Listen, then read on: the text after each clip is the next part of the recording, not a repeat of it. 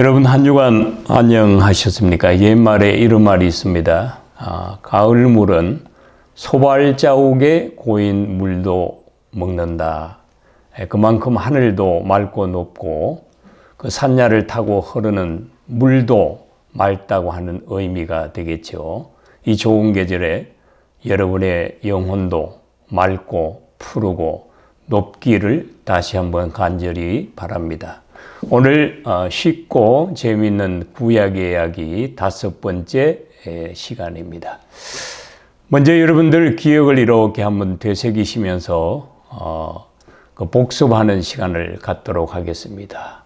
성경을 창세기에서부터 말라기까지 시대적으로 구분하면 10시대로 구분할 수 있다 그랬습니다. 이것을 좀 줄여서 6시대로 지난주에 말씀을 드렸습니다. 다시 한번 복습하는 의미에서 창조시대, 그 다음에 이제 족장시대, 그 다음에 출애굽시대, 그 다음 가나안시대, 그 다음에 이제 왕국시대, 그 다음에 이제 바벨론 시대, 또 바벨론 이후의 회복 시대, 이렇게 한 6시대로 구분을 할 수 있는데, 오늘은 창조 시대에 대해서 좀 더 말씀드리고 족장 시대로 넘어가도록 하겠습니다. 창조 시대는 창세기 1장에서 11장까지고, 족장 시대는 창세기 12장에서 50장까지라 했습니다.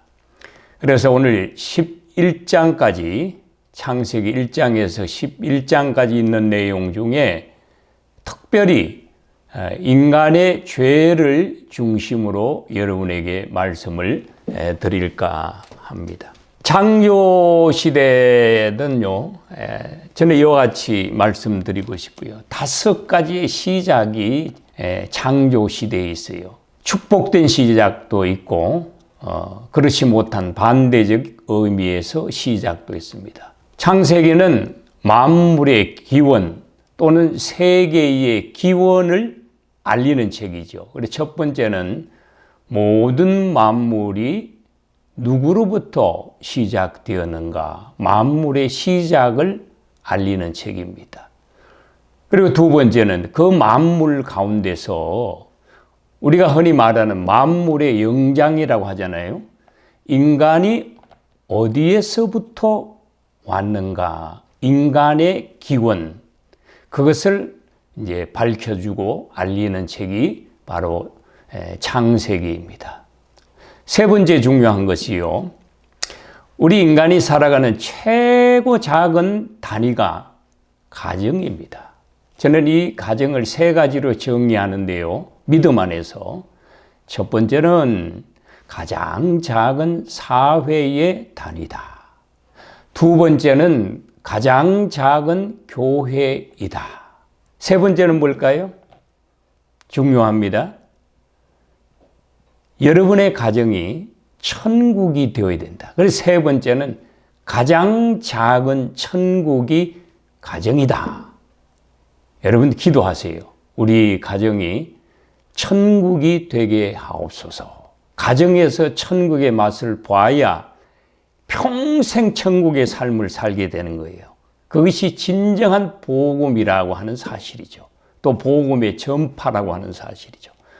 여러분의 가정이 천국이 되어야 됩니다. 그래서 가장 작은 사회, 가장 작은 교회, 가장 작은 천국이다.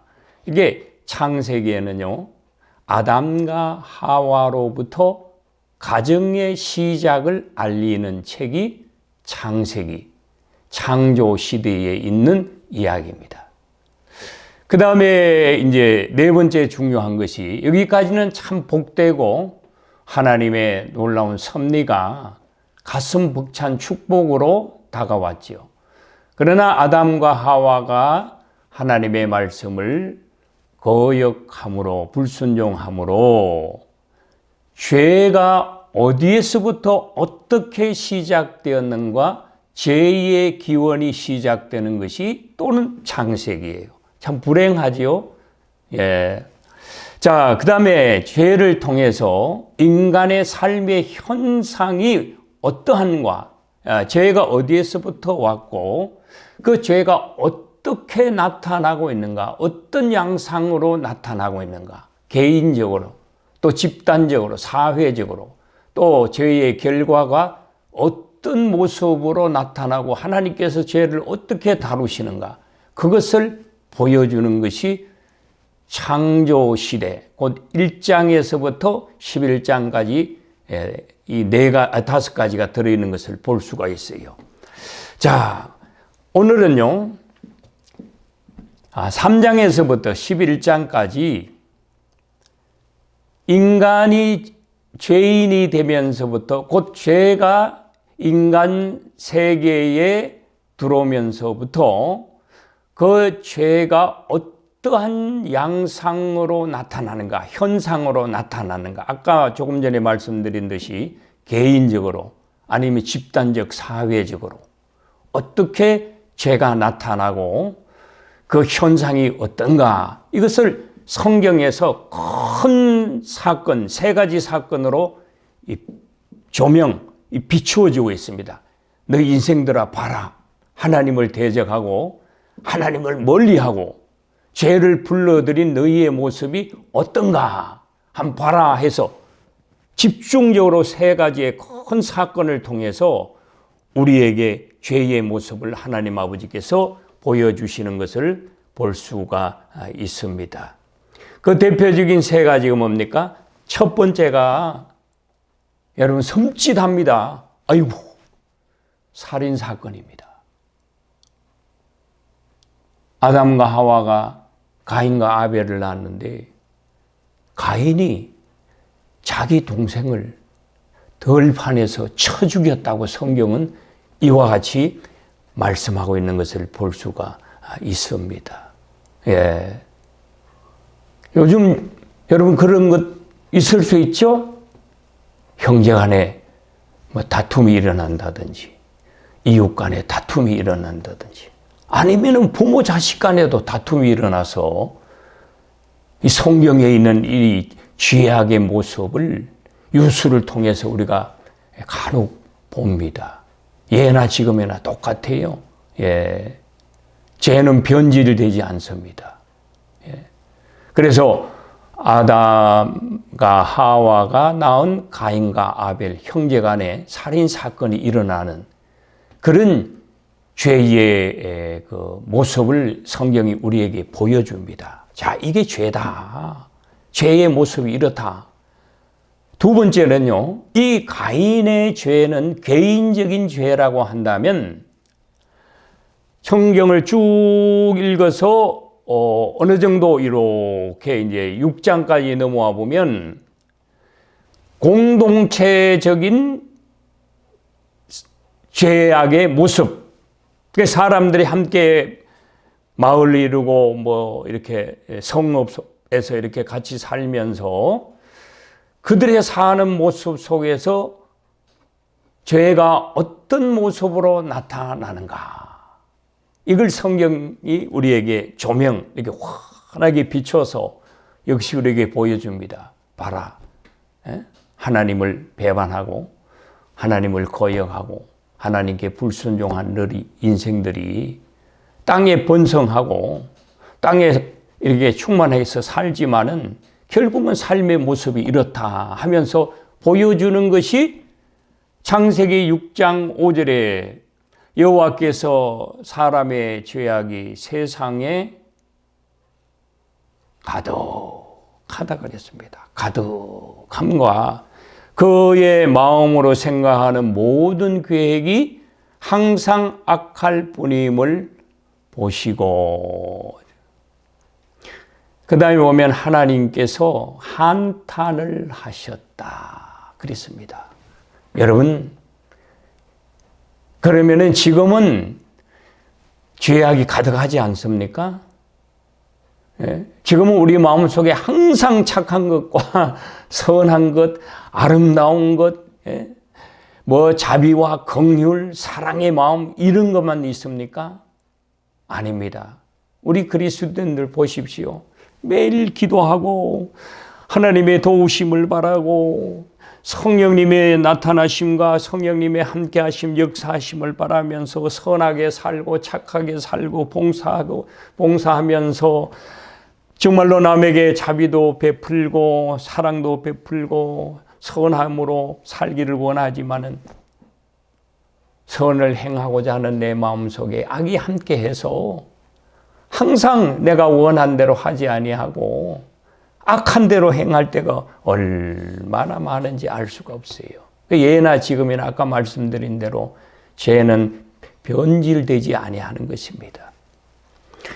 그래서 사람의 죄악이 세상에 가득했다 그러고 그의 마음으로 생각하는 모든 것이 항상 악했다 그랬습니다.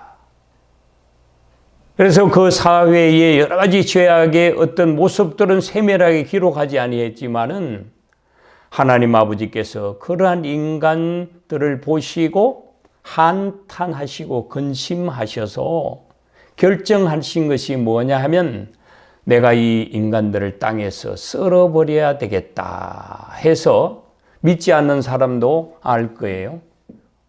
홍수 심판을 합니다.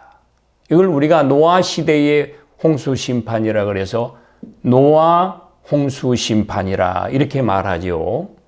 이렇게 해서 하나님 아버지께서 노아 시대를 통해서 죄악을 우리에게 비추어 보여주셨습니다. 그리고 세 번째 죄악의 사건이 뭡니까? 하나님 아버지께서 노아 홍수가 끝나고 똑같이 하나님께서 인간을 처음 창조하셨을 때에 말씀하신 바와 같이 땅에 충만하고 번성하고 생육하고 번성하고 땅에 충만하라 그랬습니다. 그래서 인간들이 노아 시대 이후에도 그야말로 생육하고 번성하고 땅에 충만했는데 문제는 역시 죄악이 남아 있었기 때문에 이 인간들이 모여서 회의를 하고 이렇게 합니다. 우리가 성읍을 크게 만들고 성읍 한가운데에 우리가 탑을 높이 쌓자. 그 탑의 높이가 얼마나 되느냐? 우리가 하늘에 맞닿도록 한번 쌓아보자. 그래서 우리의 이름을 온 지면에 널리 나타내자. 이게 뭡니까? 교만이죠. 하나님을 대적하는 겁니다. 하나님과 높이 되려고 하는 인간의 아주 못된 교만심을 바벨탑이라고 하는 사건을 통해서 하나님께서 우리에게 보여주시는 겁니다. 너희의 하는 자세들이, 삶의 모습들이 이렇다. 그걸 우리에게 보여주시는 것입니다. 그래서 역시 하나님 아버지께서 그 바벨탑을 쌓은 인간들의 언어를 혼잡게 했다. 그랬습니다. 그래서 인간을 온 지면에 흩어 버렸습니다. 여러분, 이렇게 인간은 쌓지만은 하나님은 반드시 무너뜨리시는 것을 볼 수가 있습니다. 자, 이 세 가지 사건이 이 창세기 3장 이후에서부터 11장까지 그리 길지 않는 성경 속에 나오는 것을 볼 수가 있는데 결국은 3장에서부터 11장까지 읽어보면은 이야기가요, 죄의 이야기예요. 그래서 어쩌면 우리가 세상을 이야기할 때에도 여러 가지 측면에서 좋은 것들을 이야기할 수 있지만은 이 죄의 이야기를 빠뜨릴 수가 없습니다. 왜요? 인간이 결국은 죄에서부터 와서 죄로 말미암아 죽을 수밖에 없는 죄된 인생이다 하는 것을 성경이 우리에게 말씀해 주고 계시는 것을 볼 수가 있습니다. 이와 같이 아무리 인간이 한데 모여서 성읍을 크게 만들고 또 탑을 쌓고 그의 이름을 온 세상에 내려고 하지만은 결국은 모든 역사는 하나님께 있고 역사를 심판하시는 분은 하나님이시고 결국은 하나님께서 역사를 이끌어 가시는데 그 역사의 이끄심의 첫 발걸음이 창세기 12장 아브라함의 하나님께서 부르심에 순종하여 또 하나님께서 아브라함에게 약속하시는 그 약속으로부터 분명하게 우리에게 내가 앞으로 아브라함을 통해서 모든 족속에게 무엇을 어떻게 하겠다 하는 약속을 주시는 것입니다. 제가 처음 시간에 구약의 초점이 구원, 곧 예수 그리스도라 그랬습니다.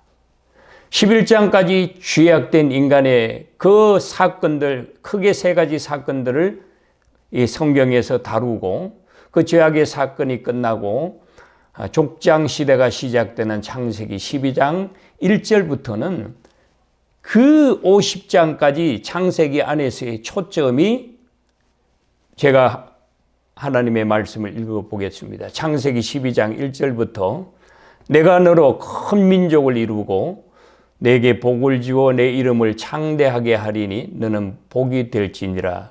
너를 축복하는 자에게는 내가 복을 내리고 너를 저주하는 자에게는 내가 저주하리니 땅의 모든 족속이 너로 말미암아 복을 얻을 것이니라 하신지라. 세 가지. 첫 번째는 큰 나라를 이루게 하여 주겠다. 두 번째는 아브라함으로 말미암아 복의 근원이 되게 해 주겠다. 세 번째는 모든 나라가 너로 말미암아 복을 얻을 것이다. 여기서 복은 그 지향점이 바로 구원입니다. 예수 그리스도입니다. 결국은 아브라함의 부르심은 하나님께서 인간을 구원하기 위한 발걸음을 내디디신 것이다. 이렇게 볼 수 있는 것이죠. 그래서 오늘은 여기까지 말씀을 드리고 족장 시대는 단순하게 아브라함의 이야기, 이삭의, 야곱의, 요셉의 이야기가 아니고 그 과정을 통해서 하나님께서 어디를 향하시는가? 예수 그리스도를 향하고 구원을 향하고 계신다고 하는 것을 머릿속에 여러분 두시고 성경을 그렇게 또 읽어 가시면 되겠습니다. 오늘 여기까지 하고요. 예습을 드립니다. 12장에서부터 25장은 아브라함의 죽음의 장입니다. 그래서 아브라함을 부르시는 12장부터 아브라함의 죽음까지 25장까지 꼭 한번 읽어보시기 바랍니다. 그래서 다음 시간에는 아브라함을 중심으로 해서 어떻게 하나님 아버지께서 하나님의 뜻을 이루어 가시는가 하는 것에 대해서 말씀드리겠습니다. 한 주간도 주 안에서 건강하시고 평안하시기를 간절히 바랍니다.